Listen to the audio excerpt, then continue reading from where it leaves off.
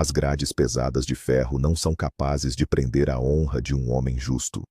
Em um sistema corrompido pelo poder e pelo dinheiro, a verdade muitas vezes é silenciada atrás de muros altos e arame farpado.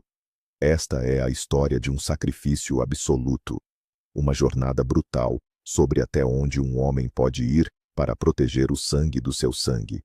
Prepare-se para mergulhar em um abismo de injustiça, onde a luz da esperança brilha nos lugares mais sombrios e inesperados.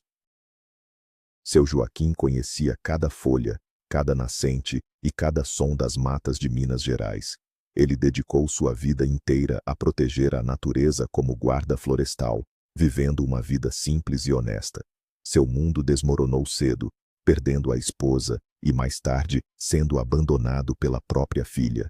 Restou-lhe apenas Mariana, sua neta, a luz de seus dias e o motivo de seus sorrisos. Eles viviam em paz em um pequeno sítio, lutando diariamente contra as dificuldades financeiras. Mas a paz é um luxo frágil para quem não tem dinheiro. Quando a tragédia bateu à sua porta, trazida pela arrogância de jovens intocáveis pela lei, Joaquim foi forçado a trocar sua espingarda de caça por uma passagem só de ida para o inferno carcerário. A guerra estava apenas começando. O calor dentro da penitenciária era simplesmente insuportável. O ar cheirava a ferrugem, suor seco e desespero acumulado ao longo de décadas. Seu Joaquim caminhava lentamente pelo corredor de concreto encardido, arrastando suas sandálias de borracha gastas. As luzes fluorescentes piscavam intermitentemente no teto rachado, emitindo um zumbido elétrico e constante que irritava profundamente os ouvidos.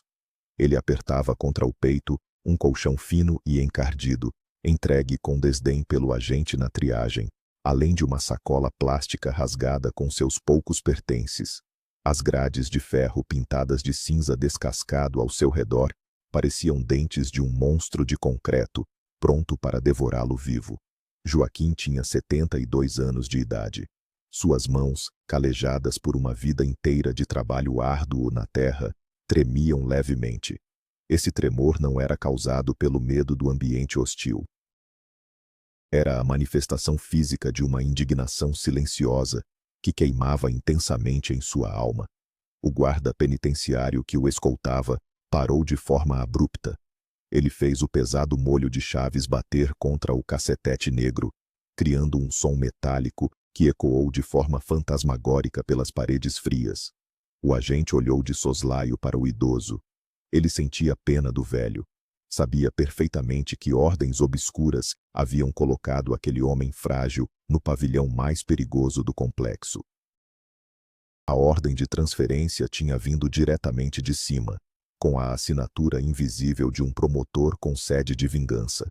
Joaquim ajeitou a sacola de plástico nos dedos ressecados. Ele respirou fundo, forçando o ar pesado e viciado para dentro de seus pulmões cansados. Estava pronto para enfrentar o que fosse necessário. O guarda girou a chave mestra na fechadura oxidada da cela 32. O som da tranca se abrindo soou como um tiro de canhão no silêncio tenso do pavilhão. A porta de aço maciço rangeu ao ser puxada, revelando um buraco escuro e superlotado. O cheiro de umidade e urina bateu no rosto de Joaquim como um tapa físico. Ele piscou algumas vezes, tentando acostumar seus velhos olhos à penumbra do recinto. O guarda deu um empurrão leve em suas costas. Era o sinal de que não havia mais volta. Joaquim deu um passo à frente, cruzando a linha que separava o mundo dos vivos do purgatório terreno. Atrás dele, a porta de ferro bateu com um estrondo ensurdecedor. O barulho da chave girando trancou seu destino por longos anos. Agora, ele estava completamente sozinho. Em volta dele, dezenas de olhos brilhavam na escuridão. O silêncio na cela tornou-se absoluto, quebrado apenas pelo som de respirações pesadas. O velho guarda florestal endireitou as costas o máximo que pôde. Ele não abaixaria a cabeça para a maldade, não importava a forma que ela tomasse. A cela era projetada para abrigar 8 pessoas, Mas ali se amontoavam quase 30 homens esquecidos pela sociedade. As camas de alvenaria estavam todas ocupadas, forçando a maioria dos detentos a dormir no chão úmido e frio. Roupas rasgadas pendiam de cordas improvisadas com lençóis, bloqueando a pouca luz que tentava entrar pela janela minúscula e gradeada no alto da parede. No fundo do cubículo ficava o temido boi. Era um buraco no chão que servia de banheiro, exalando um odor tóxico que impregnava tudo ao redor. Joaquim segurou seu colchão enrolado, procurando um canto neutro onde pudesse se encostar. Cada centímetro daquele chão possuía um dono, e invadir o espaço errado significava uma sentença de agressão imediata. Ele engoliu em seco, sentindo a garganta arranhar. Alguns homens o olhavam com indiferença, enquanto outros sorriam com uma malícia evidente.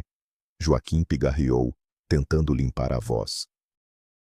Ele sabia que o respeito ali dentro precisava ser conquistado nos primeiros minutos. "Boa tarde para os senhores", disse ele, com uma voz rouca, mas firme. A saudação pairou no ar espesso sem resposta imediata. Os murmúrios cessaram. Um homem que estava deitado na cama superior, bem no centro da cela, lentamente se sentou. Suas costas largas eram cobertas por tatuagens rudimentares de carpas e palhaços, símbolos bem conhecidos de periculosidade no sistema prisional brasileiro. O homem tatuado pulou da cama superior com a agilidade de um felino caçador. Seus pés descalços bateram no concreto sem fazer quase nenhum ruído. Ele caminhou lentamente na direção de Joaquim, abrindo caminho entre os outros presos, que se encolhiam rapidamente para deixá-lo passar. O rosto do homem era marcado por cicatrizes profundas, e seus olhos escuros carregavam um vazio assustador. Seu apelido era Muralha. Ele era o xerife da cela, o homem que ditava quem comia, quem dormia e quem sangrava. Muralha parou a poucos centímetros do rosto de Joaquim. A diferença de altura e força era absurda. "Olha só o que o sistema mandou para a gente hoje", disse Muralha. A voz dele era um sussurro áspero que gelava a espinha. Um vovô que não consegue nem segurar a própria dentadura. Os capangas ao redor deram risadas contidas, tentando agradar o líder. Joaquim não recuou um único milímetro. Ele apertou os maxilares, mantendo o olhar cravado diretamente nos olhos do criminoso. "Estou aqui apenas para cumprir a minha pena em paz, moço", respondeu Joaquim. "Não procuro confusão com ninguém, só um canto para colocar o meu colchonete." Muralha soltou uma gargalhada seca e sem qualquer pingo de humor. "Paz é artigo de luxo por aqui, velho. E o seu pacote de boas-vindas já foi pago por alguém muito importante lá fora."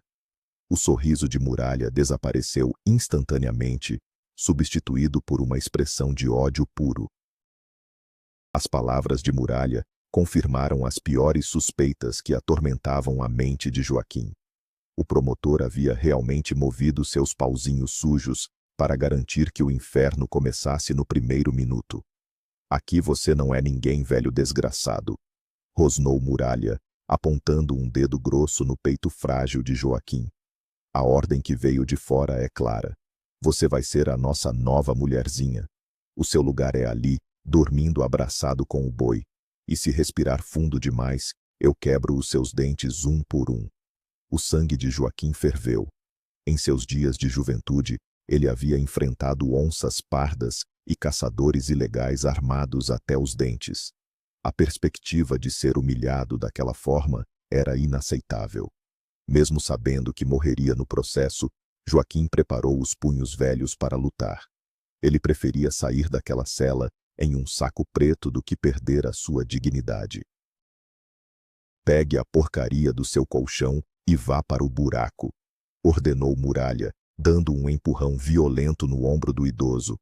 Joaquim tropeçou para trás, quase perdendo o equilíbrio. Antes que Joaquim pudesse reagir e avançar para o combate final, um vulto saltou do canto mais escuro da cela. Alguém aterrissou pesadamente entre o velho e o líder da facção. Era um rapaz jovem, de ombros largos e olhar determinado. Segura a onda, Muralha, disse o jovem. A voz dele ecoou firme, cortando a tensão do ar como uma faca afiada. O rapaz se colocou como um escudo humano na frente de Joaquim. Seu nome era Tiago.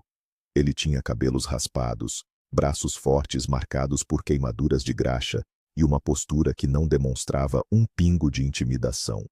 Muralha estreitou os olhos, surpreso com a audácia do novato. Você enlouqueceu, moleque?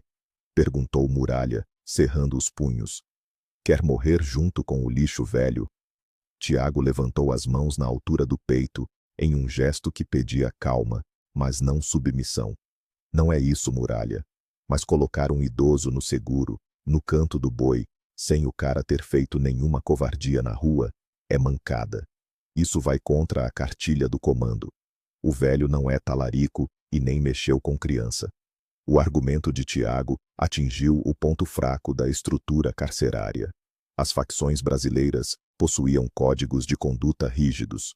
Punir alguém sem um motivo validado pelo Tribunal do Crime poderia gerar rebeliões e punições severas de lideranças maiores. Muralha engoliu em seco, percebendo que a atenção da cela inteira pesava sobre sua decisão. A ordem de um figurão engravatado lá de fora não valia mais do que o estatuto interno da prisão. Se ele matasse o velho sem justificativa aparente, poderia perder a sua posição de chefia. A tensão estava no limite extremo. O ar estava tão denso que quase podia ser cortado. Joaquim olhava para as costas de seu protetor inesperado, sentindo uma confusão imensa e uma ponta de alívio. Muralha cuspiu no chão, bem próximo aos pés de Tiago. Ele apontou o dedo ameaçadoramente para o rosto do rapaz. Você está comprando uma briga que não é sua, Tiago. Esse velho mexeu com gente muito grande. A cabeça dele tem um prêmio gordo. Tiago não desviou o olhar. Eu não me importo com o dinheiro de playboy engravatado. O velho fica aqui no meu canto. Se alguém quiser passar por cima disso, vai ter que derramar o meu sangue primeiro. A cela permaneceu em um silêncio sepulcral. Ninguém ousava respirar. Muralha avaliou a situação. Entrar em uma briga de faca ali mesmo chamaria a atenção dos guardas de intervenção tática. Eles invadiriam a cela com balas de borracha e gás lacrimogênio, estragando os negócios ilícitos que corriam soltos. Com um movimento brusco de desprezo, Muralha recuou. Você acabou de assinar a sua sentença de morte, Tiago. E a sua também, vovô. Durmam com um olho aberto. Murmurando maldições, o xerife voltou para o topo de sua cama, virando as costas. A crise imediata havia sido contornada. Tiago virou-se para Joaquim e suspirou, relaxando os ombros tensos. Vem, coroa. Traz o seu colchão para cá, disse o rapaz, apontando para um pequeno espaço estreito perto da parede lateral, longe da sujeira do banheiro. Joaquim acompanhou o jovem, sentindo os joelhos finalmente cederem ao peso do estresse extremo. Ele jogou o colchão no chão e sentou-se, apoiando a cabeça grisalha nas mãos trêmulas. Joaquim olhou para Tiago com os olhos marejados. Ele não estava acostumado a receber bondade de estranhos. Por que você fez isso, filho? Perguntou o idoso. Você arrumou um inimigo mortal por causa de um velho que nem conhece. Tiago sentou-se ao lado dele e deu de ombros, forçando um sorriso triste. Onde eu cresci, lá na favela, a gente aprende a respeitar os mais velhos. Minha mãe me ensinou que covardia é o pior dos pecados. Além disso, eu percebi no seu olhar que o Senhor não pertence a este lugar. Joaquim suspirou profundamente. O peso de suas memórias parecia esmagar seu peito mais do que as paredes de concreto da prisão. Nenhum de nós deveria pertencer a este lugar, Tiago. Mas o destino costuma pregar peças cruéis em quem não tem dinheiro para comprar advogados. O jovem mecânico balançou a cabeça em concordância silenciosa. Ele tirou um pedaço de pão duro debaixo de sua coberta e ofereceu ao idoso. Come um pouco, coroa. Vai precisar de forças para aguentar as noites longas. Joaquim aceitou o pedaço de pão. Ao mastigar a comida sem gosto, sua mente começou a vagar. O barulho da cela desapareceu. Ele foi transportado para um tempo muito distante. Um tempo onde o ar era puro, onde os pássaros cantavam nas árvores altas e onde a esperança ainda habitava o seu coração de forma pura e inabalável. A mente de Joaquim viajou 4 décadas no tempo, aterrissando suavemente nas estradas de terra avermelhada do interior mineiro. Ele era apenas um jovem rapaz na época, forte e cheio de sonhos. Recém-nomeado guarda do Parque Estadual, Joaquim passava os dias protegendo as cachoeiras e as trilhas da serra. Foi em uma noite de quermesse, iluminada por lanternas de papel e pelo brilho de uma fogueira de São João, que ele conheceu Rosa. Ela tinha cabelos negros como a noite e um sorriso que desarmava qualquer tempestade. Joaquim sentiu o coração disparar no peito de uma forma que nunca havia sentido antes. O cortejo foi longo e respeitoso, ao modo antigo. Eles se casaram em uma igrejinha branca no topo da colina. Juntos, construíram uma casinha simples de alvenaria e telha de barro, cercada por pés de manga e jabuticaba. Os primeiros anos de casamento foram o paraíso na terra. O cheiro de café coado na hora misturado com o perfume da terra molhada era tudo o que Joaquim precisava para ser o homem mais feliz do mundo. Eles não tinham riquezas materiais, mas a casa transbordava amor e cumplicidade. Rosa era o seu alicerce.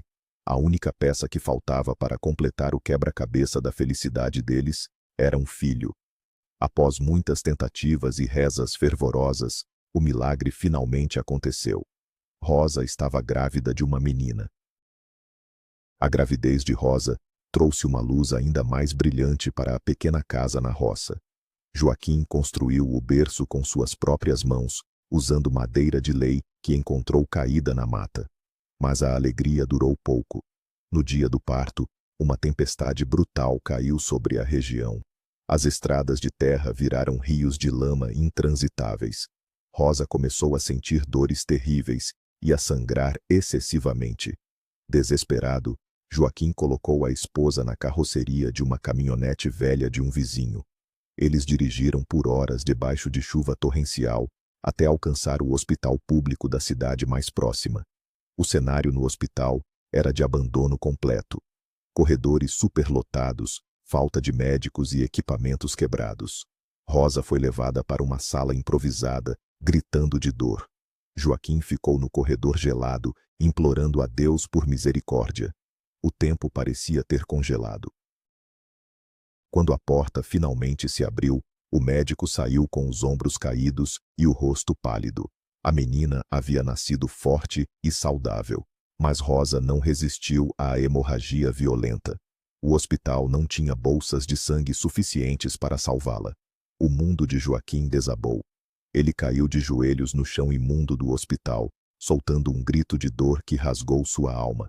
Ele voltou para casa carregando um bebê recém-nascido nos braços e um caixão de madeira barata na carroceria. Sua Rosa havia partido para sempre. Joaquim batizou a filha de Camila. Criar uma criança recém-nascida completamente sozinho no meio do mato foi o maior desafio de sua vida. Ele aprendeu a ferver leite de cabra, a costurar roupinhas minúsculas e a embalar a menina, enquanto as lágrimas de saudade molhavam o seu rosto áspero. Camila cresceu forte, cercada pela natureza e pelo amor incondicional do pai. Mas, à medida que a adolescência se aproximava, o gênio da garota começou a se mostrar tempestuoso. Ela odiava a vida na roça. Odiava a falta de internet, a distância do shopping center e as roupas simples que o pai podia comprar. Joaquim tentava de todas as formas agradar a filha. Trabalhava em turnos dobrados, economizando cada centavo para comprar os presentes que ela exigia. Mas nada parecia ser suficiente. O buraco no coração de Camila não podia ser preenchido pelo sacrifício de um pai cansado. Quando completou 18 anos, a situação explodiu. Após uma discussão acalorada sobre dinheiro e ambições, Camila fez as malas. Ela gritou que o pai era um fracassado conformista e que ela iria para a cidade grande buscar a vida de luxo que merecia. Joaquim correu atrás do ônibus na rodoviária, com o peito apertado de dor. Ele entregou a ela um envelope amassado contendo todas as suas economias. Toma, filha, se precisar de mim, a porta estará sempre aberta. Camila pegou o dinheiro sem dizer obrigado e embarcou no ônibus rumo a São Paulo, desaparecendo na fumaça do motor diesel. Os anos seguintes foram mergulhados em um silêncio torturante. Joaquim sentava-se na varanda todas as tardes, olhando para a estrada de terra, esperando que a filha voltasse. O carteiro nunca trazia cartas com remetente de São Paulo. A solidão se tornou sua companheira constante, envelhecendo seu corpo mais rápido do que o próprio tempo. 7 longos anos se passaram, até que o latido dos cachorros anunciou a chegada de alguém. Um táxi empoeirado parou na frente da porteira. A porta se abriu e Camila desceu. Joaquim mal conseguiu reconhecer a própria filha. Ela estava terrivelmente magra, com olheiras profundas e roupas amassadas. A vida de luxo que ela tanto buscou claramente a havia mastigado e cuspido. Mas o que fez o coração de Joaquim parar foi o que veio em seguida. Camila puxou uma garotinha de cerca de 5 anos do banco de trás do carro. A menina tinha cabelos cacheados e olhos assustados. Camila caminhou até o pai de forma fria e distante. Pai, não tenho tempo para explicações. Estou indo para a Europa com um namorado novo. Não posso levar criança para lá agora. Fica com a Mariana. Quando eu me estabilizar, mando buscar. Antes que Joaquim pudesse processar o absurdo da situação, Camila virou as costas, entrou no táxi e mandou o motorista acelerar. Ela deixou a própria filha para trás, como se fosse uma bagagem indesejada. Joaquim olhou para a pequena Mariana, que começou a chorar baixinho. Ele ajoelhou-se e a abraçou forte. A história cruel parecia se repetir, mas desta vez, Joaquim sabia exatamente o que fazer. Ele prometeu a si mesmo que Mariana teria a vida mais feliz e segura que ele pudesse proporcionar. A pequena menina trouxe as cores de volta ao mundo cinzento do velho homem. Diferente da mãe, Mariana era dócil, carinhosa e amava a vida no sítio. Ela corria atrás das galinhas, ajudava o avô a colher laranjas no pomar e escutava atentamente as histórias sobre as constelações que ele contava nas noites claras. O laço que se formou entre avô e neta era feito de aço puro e amor genuíno. Joaquim não era mais apenas o avô de Mariana. Ele era seu pai, sua mãe e seu herói protetor. A promessa de Camila de buscar a filha provou ser apenas mais uma mentira covarde. Os anos passaram e nenhum telefone tocou. Nenhuma carta chegou. Camila simplesmente desapareceu no mundo. Mas Joaquim e Mariana não precisavam dela. Eles tinham um ao outro. Com muito esforço e suor, Joaquim pagou os estudos da neta na cidade vizinha. Ele se enchia de orgulho ao ver as notas altas que a menina trazia para casa. Mariana cresceu e se transformou em uma moça linda, educada e cheia de compaixão pelo próximo. Aos 18 anos, ela tomou uma decisão que encheu os olhos do avô de lágrimas de alegria.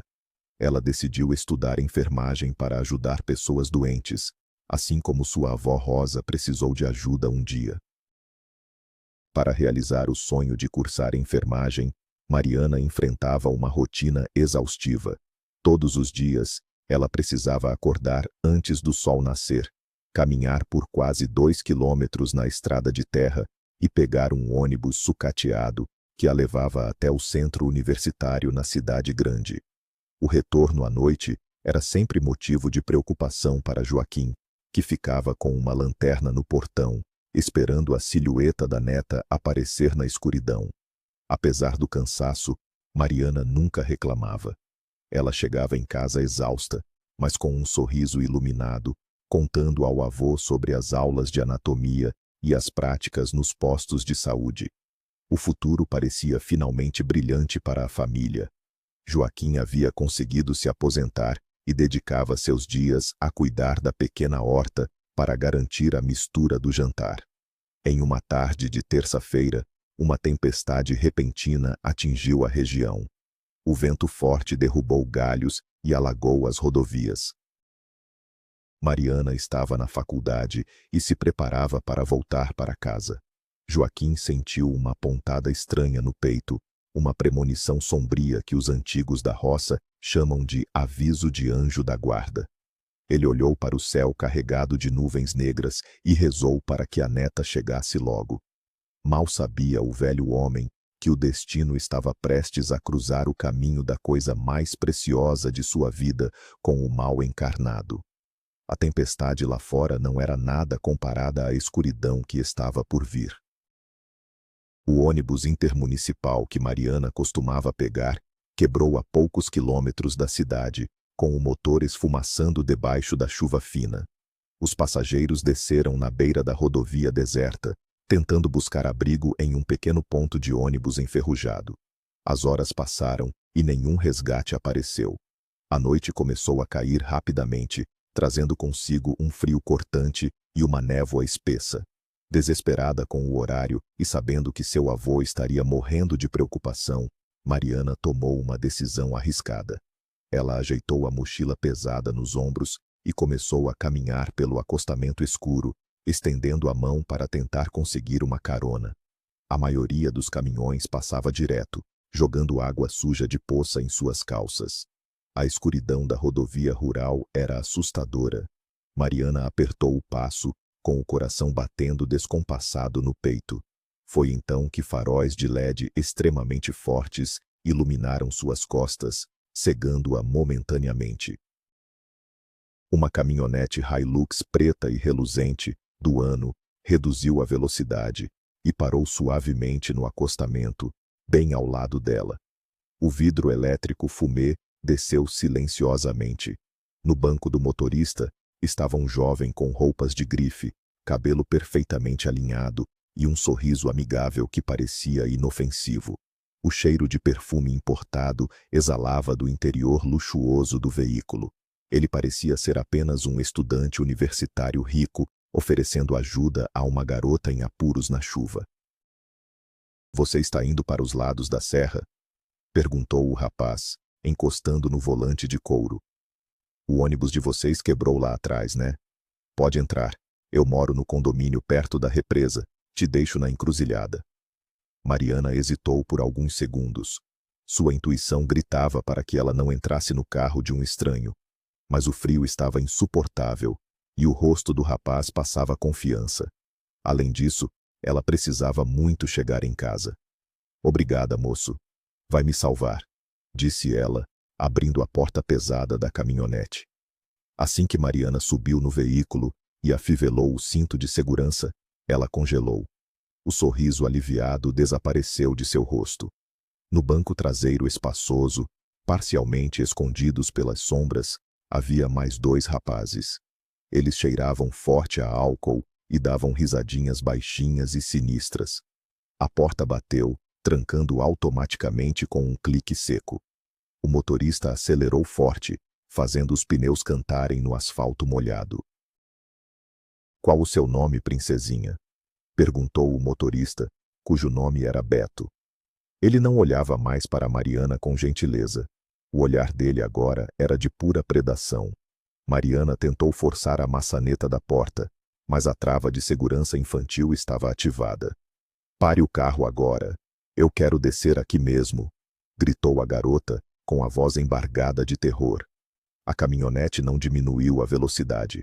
Beto apenas soltou uma gargalhada fria, ligou o som em um volume ensurdecedor e afundou o pé no acelerador. Beto girou o volante bruscamente, saindo da rodovia asfaltada e entrando em uma estrada vicinal abandonada, cercada por um mar infinito de cana-de-açúcar. Os faróis cortavam a escuridão da plantação isolada, onde ninguém jamais poderia ouvir um grito de socorro. Mariana se debatia no banco do passageiro, chutando o painel e chorando desesperadamente. "Socorro, por favor, me deixem ir. Eu não tenho dinheiro", implorava ela, com as lágrimas lavando o rosto manchado de chuva. Os dois rapazes no banco de trás seguraram os braços de Mariana com força brutal, prendendo-a contra o banco. Relaxa, gatinha. A gente não quer o seu dinheiro. A gente só quer um pouco de diversão. Sussurrou um deles no ouvido dela, com o hálito exalando vodka e maldade. Beto parou a caminhonete no meio de um canavial fechado. Ele desligou os faróis e o motor. O silêncio da noite foi cortado apenas pelo barulho dos insetos e pelo choro soluçante de Mariana. Beto virou-se para ela, com os olhos vidrados de crueldade. Você não sabe quem eu sou, né? Meu pai é o Dr. Otávio. Ele é promotor de justiça. Ele manda nesta cidade inteira. Eu faço o que eu quero, na hora que eu quero. E ninguém, nunca, encosta um dedo em mim. A revelação de poder foi o golpe final. Mariana percebeu, com um desespero avassalador, que aqueles monstros se sentiam completamente protegidos pelo sistema. A escuridão engoliu o canavial, testemunhando a destruição de uma alma inocente. A madrugada já avançava profunda e gélida, quando Joaquim escutou o rangido fraco do portão de madeira de seu sítio. Ele havia passado horas caminhando pela estrada com a lanterna na mão, quase enlouquecendo de preocupação. Quando ele abriu a porta da sala, deparou-se com uma cena que estilhaçou seu coração em 1000 pedaços afiados. Mariana estava parada no batente, tremendo incontrolavelmente. Seus cabelos estavam grudados de lama. O uniforme branco do curso de enfermagem estava rasgado em vários pontos, sujo de terra vermelha e sangue. Ela não usava os sapatos e segurava os próprios braços, balançando o corpo para frente e para trás, em um estado de choque profundo. Joaquim correu até ela, deixando a lanterna cair no chão. Minha menina, Deus do céu, o que fizeram com você? Gritou o idoso, amparando o corpo frágil da neta antes que ela desabasse no chão. Mariana não conseguia falar. O trauma a havia trancado dentro de sua própria mente. Ela apenas abraçou o pescoço do avô e chorou com um som gutural, um uivo de dor que nenhum ser humano deveria emitir. Joaquim a carregou para dentro, preparou um banho quente e cuidou de seus ferimentos em absoluto silêncio. A cada arranhão que ele limpava com água morna e sabão, uma fúria sombria e ancestral despertava dentro de seu peito. O homem pacato e temente a Deus estava morrendo naquela noite fria.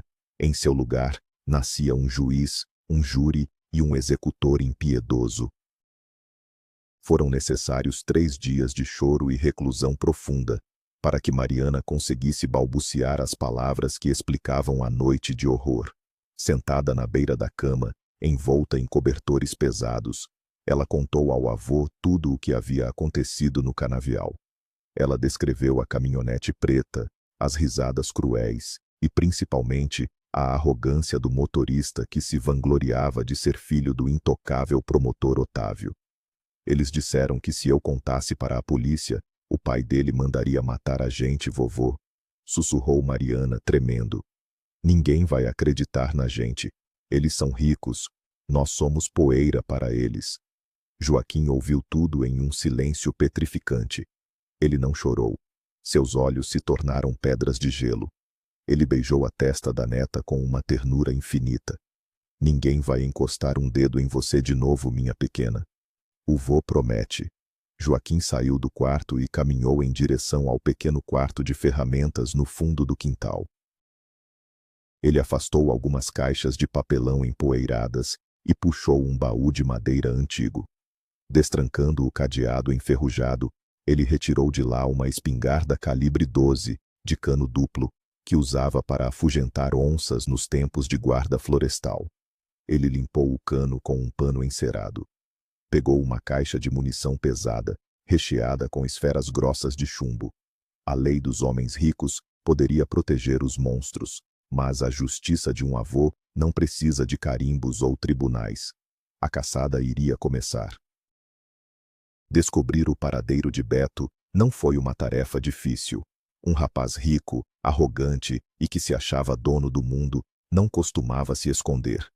Joaquim desceu para a cidade com sua velha caminhonete. Ele estacionou a alguns quarteirões de distância da boate mais cara e badalada do centro, um lugar onde o champanhe jorrava como água e o dinheiro sujo comprava camarotes e silêncio. A noite estava abafada. Joaquim usava um casacão de lona grossa que escondia perfeitamente a espingarda de cano duplo cerrado encostada junto ao seu corpo. Ele encostou na parede de tijolos de um beco escuro, exatamente em frente à área de estacionamento VIP. Ele esperou com a paciência infinita de um caçador experiente. O relógio batia 2 da manhã quando a porta de vidro da boate se abriu. Beto e seus 2 cúmplices saíram aos tropeços, rindo alto e acompanhados de mulheres que seguravam taças de bebida. O filho do promotor destravou a Hilux preta com o alarme estridente. Joaquim respirou fundo.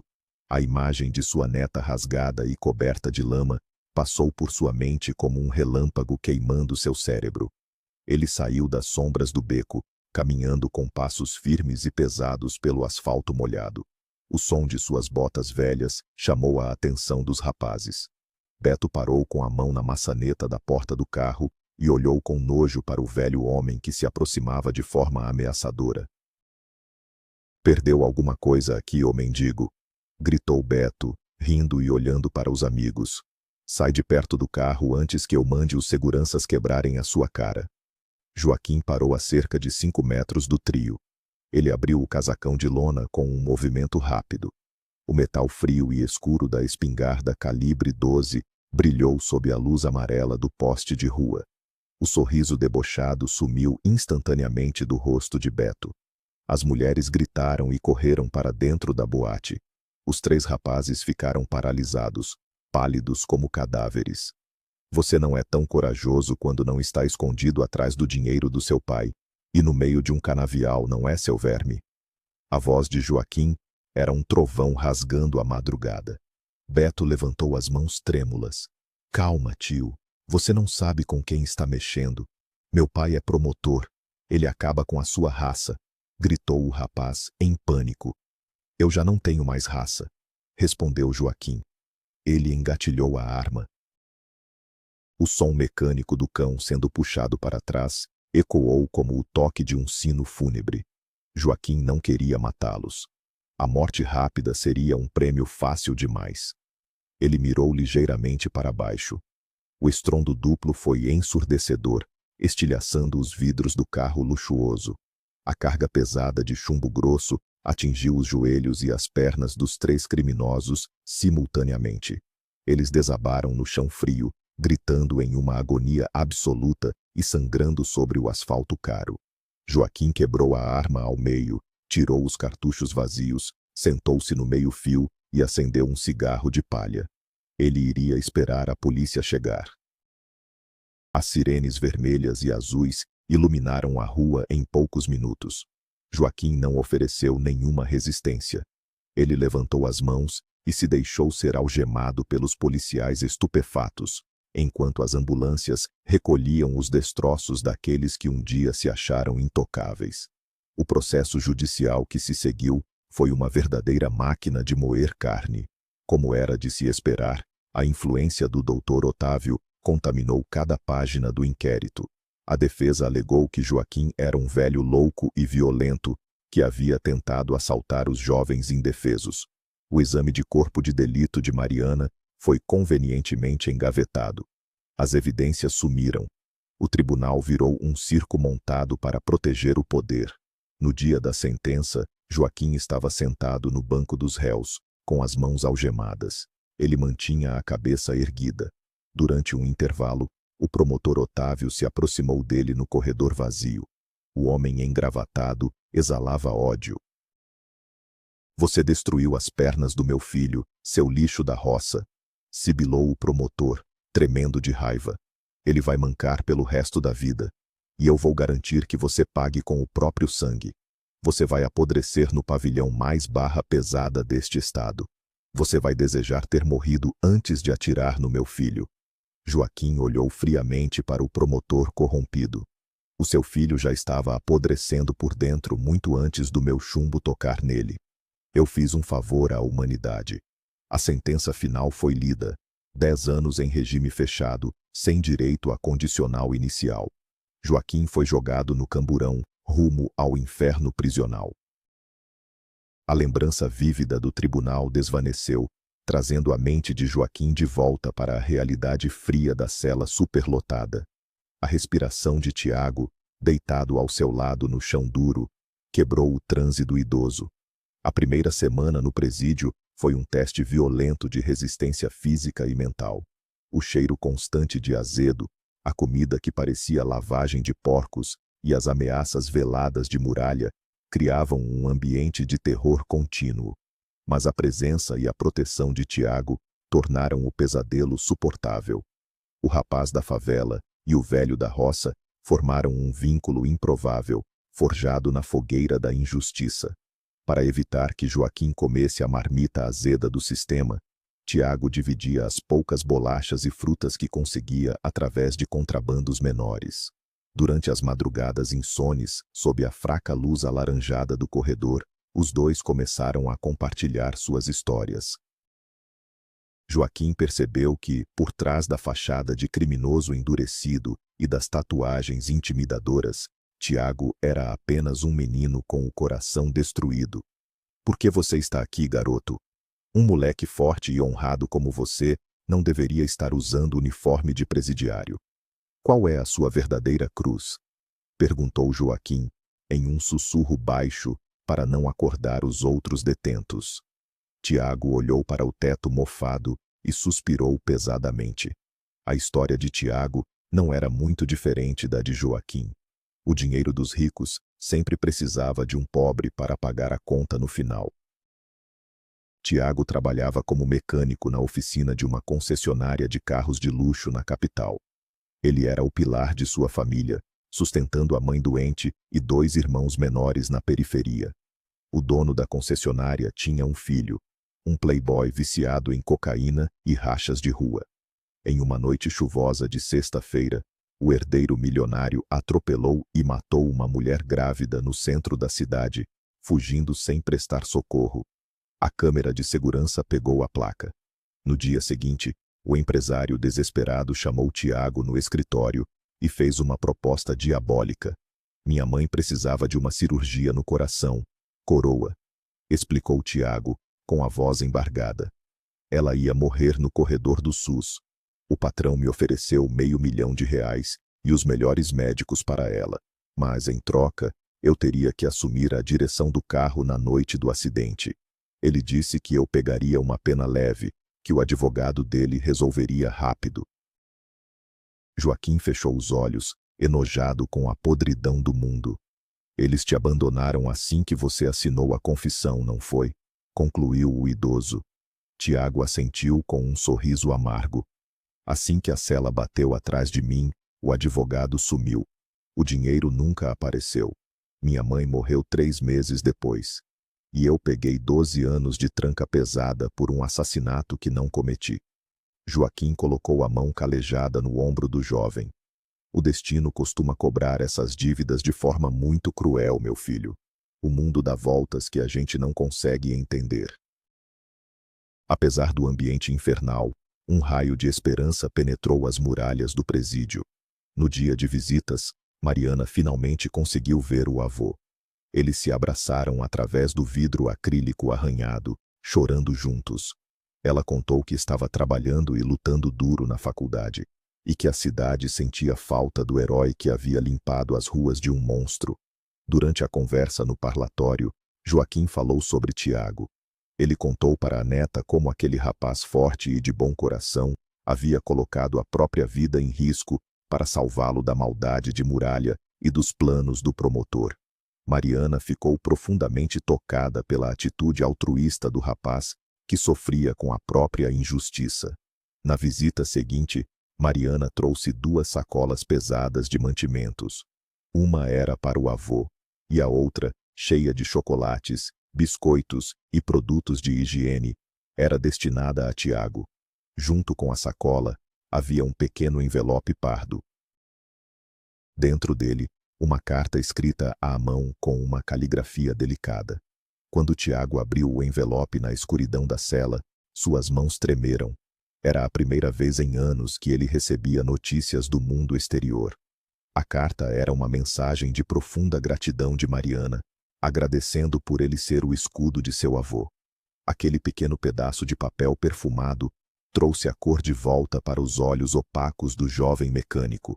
Foi o início de algo belo florescendo no meio do lixo. As semanas se transformaram em meses e uma intensa troca de cartas se iniciou entre Mariana e Tiago. A correspondência, contrabandeada sutilmente pelos guardas menos corruptos e entregue pelo próprio Joaquim, tornou-se o oxigênio que mantinha Tiago vivo. Nas cartas, eles não falavam sobre a prisão ou sobre o crime. Eles falavam sobre sonhos. Mariana descrevia as flores nascendo na horta do sítio, as estrelas no céu limpo do interior e seus planos para o futuro na enfermagem. Tiago, por sua vez, escrevia sobre seu amor por motores, sobre como queria montar sua própria oficina longe do caos da cidade grande. O amor cresceu silenciosamente entre as linhas escritas em papel pautado. Joaquim observava a mudança em seu protetor com uma alegria secreta. Tiago sorria mais, treinava musculação no pátio com mais vigor e evitava brigas inúteis. A esperança havia se infiltrado na cela 32. No entanto, a paz em uma cadeia controlada por facções é apenas a calmaria antes de um furacão mortal. Muralha, o xerife da cela, estava perdendo poder e influência. O respeito que os outros presos tinham por Tiago crescia a cada dia. Para um homem violento e vaidoso como Muralha, isso era uma ofensa que só poderia ser lavada com sangue. Além disso, a recompensa do promotor pela cabeça de Joaquim ainda estava de pé e muito tentadora. Muralha começou a planejar seu bote sorrateiro. O ataque aconteceu em uma manhã caótica de terça-feira. A chuva forte batia contra as paredes externas do presídio, abafando os sons internos. Os agentes penitenciários haviam atrasado a contagem e a tensão nas galerias estava alta. A cela estava um tumulto de presos irritados reclamando da falta de café. Joaquim estava agachado perto de seu colchão, dobrando sua única camisa limpa. Ele não percebeu a sombra que se aproximou pelas suas costas. Muralha havia fabricado um estoque artesanal mortal. Um pedaço de ferro de construção afiado, raspado pacientemente nas paredes de concreto, envolto em fita isolante no cabo. Os olhos do criminoso estavam dilatados e injetados de ódio. Ele levantou a lâmina improvisada, mirando diretamente na nuca exposta de Joaquim. O ataque seria rápido, letal e silencioso. Mas os reflexos de Tiago, lapidados nas ruas perigosas da favela, foram mais rápidos. O jovem que estava no canto oposto dividindo um cigarro, viu o brilho metálico pelo canto do olho. Com um rugido que pareceu o de um leão protegendo o próprio bando, Tiago saltou sobre as camas de concreto. "Não, seu covarde!" gritou Tiago, impulsionando o corpo no ar com toda a força de suas pernas. O tempo pareceu desacelerar, enquanto o ferro afiado descia na direção da cabeça do idoso. Tiago chocou-se violentamente contra a muralha, empurrando o assassino contra a grade de ferro gelada. O impacto jogou Joaquim no chão, confuso e atordoado. Quando o velho se virou, a cena que encontrou fez seu sangue congelar nas veias. A força do encontrão fez com que a lâmina artesanal desviasse de seu pescoço, mas Muralha reagiu como um animal encurralado. Em um movimento rápido e brutal, o assassino afundou a lâmina enferrujada profundamente no abdômen de Tiago. O jovem soltou um gemido sufocado, os olhos se arregalando com o choque da dor lacerante. O sangue jorrou instantaneamente, manchando a camisa branca do uniforme penitenciário com um vermelho escuro e espesso. A cela explodiu em caos. Os outros presos gritaram e recuaram, criando um círculo macabro ao redor da luta. Joaquim não pensou duas vezes. A fúria do antigo guarda florestal retornou com força total. Ele agarrou a pesada caneca de alumínio do chão e golpeou o rosto de Muralha repetidas vezes, quebrando o nariz e os dentes do líder da facção. O criminoso soltou a faca e caiu no chão, desmaiado. Joaquim caiu de joelhos ao lado de Tiago, rasgando a própria camisa para pressionar o ferimento borbulhante. Aguentar firme, meu filho. Você não vai morrer aqui. Não vou deixar, gritou o idoso em desespero, com as mãos encharcadas de sangue quente. Os alarmes da prisão começaram a soar de forma estridente. O som de coturnos pesados correndo pelo corredor ecoou como trovões. A equipe de intervenção tática invadiu a cela em formação agressiva, disparando escopetas com balas de borracha no teto. Joaquim ignorou a fumaça e a confusão. Ele se recusou a soltar Tiago, mantendo a pressão no ferimento enquanto as lágrimas escorriam pelo seu rosto enrugado. Ajudem ele salvou a minha vida, implorava o velho. Os guardas, percebendo a gravidade da situação, afastaram Joaquim e carregaram o corpo mole de Tiago em uma maca improvisada de lona. O rastro de sangue no corredor de concreto era a assinatura trágica da lealdade. As horas seguintes foram uma agonia excruciante. Joaquim foi colocado em uma cela de isolamento enquanto o motim era contido. Ele passou a noite inteira rezando de joelhos, implorando aos céus que não levassem mais um filho seu. As preces de um homem justo não são ignoradas. Na manhã do dia seguinte, um guarda menos agressivo passou pela porta e informou que a faca não havia atingido órgãos vitais de forma letal. O garoto perdeu muito sangue e precisou de muita sutura, mas é duro na queda. Ele vai sobreviver, disse o agente, entregando um copo d'água ao velho. Joaquim encostou a cabeça na parede fria e chorou de alívio. O ataque covarde de Muralha teve consequências diretas. O Tribunal do Crime dentro do presídio sentenciou o antigo líder e a diretoria, temendo uma rebelião em grande escala, transferiu o criminoso para uma penitenciária federal no norte do país. A cela 32 finalmente respirou em paz. O tempo na prisão tem um ritmo peculiar. Depois da tempestade de sangue, a justiça divina começou a mover suas peças do lado de fora. A mídia nacional descobriu as escandalosas fraudes do promotor Otávio. Ele foi afastado de suas funções e preso por corrupção passiva e formação de quadrilha. Sem a proteção do pai corrupto, Beto, que agora andava de muletas, afundou no vício. Ele morreu em um trágico e irônico acidente de carro na Estrada Velha, o mesmo canavial onde tentara destruir a vida de Mariana. Com a queda da família poderosa, advogados competentes assumiram o caso de Joaquim pro bono. Os fatos ocultados na delegacia vieram à tona. Da mesma forma, o caso falso de Tiago foi reaberto. Após longos recursos, a revisão criminal de ambos foi aprovada. O sol brilhava intensamente no dia em que as pesadas portas de ferro se abriram para devolver os dois homens ao mundo dos vivos. Joaquim respirou o ar puro com os pulmões cheios. Do lado de fora, encostada em um carro simples, estava Mariana. Ela usava seu jaleco branco de enfermeira formada, segurando o choro. Ao seu lado estava Tiago, que havia sido libertado algumas semanas antes. O jovem estava curado e tinha um sorriso radiante. Joaquim caminhou até eles. A guerra havia acabado. A honra havia vencido. Hoje, Joaquim cuida da mesma horta no sítio interiorano. Tiago montou sua oficina na cidade vizinha. E a casa de madeira, que antes conheceu tanta dor, agora ressoa com as risadas de esperança. A barriga de Mariana carrega a nova geração da família, uma criança que nascerá livre das sombras. O mal pode usar gravata e ter poder, mas a justiça e o amor verdadeiro são as forças mais inquebráveis deste mundo. E você, o que faria para proteger quem ama? Deixe seu comentário, inscreva-se no canal para mais histórias emocionantes como essa e não se esqueça de deixar o seu like. Até o próximo vídeo. A corrupção tentou enterrar seu Joaquim vivo, mas eles esqueceram que ele era uma semente. O mal colheu exatamente o que plantou, sendo destruído por sua própria arrogância e ganância. Através da dor mais profunda, alianças inquebráveis foram formadas no pior lugar do mundo, provando que a humanidade verdadeira sobrevive até no inferno.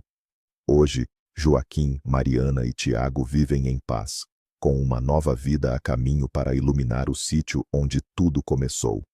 Obrigado por acompanhar essa jornada intensa de sacrifício e redenção. Se essa história tocou o seu coração, deixe o seu like, inscreva-se no nosso canal e ative o sininho. E responda nos comentários. Você acha que a justiça com as próprias mãos é o único caminho quando a lei protege os monstros? Queremos saber a sua opinião.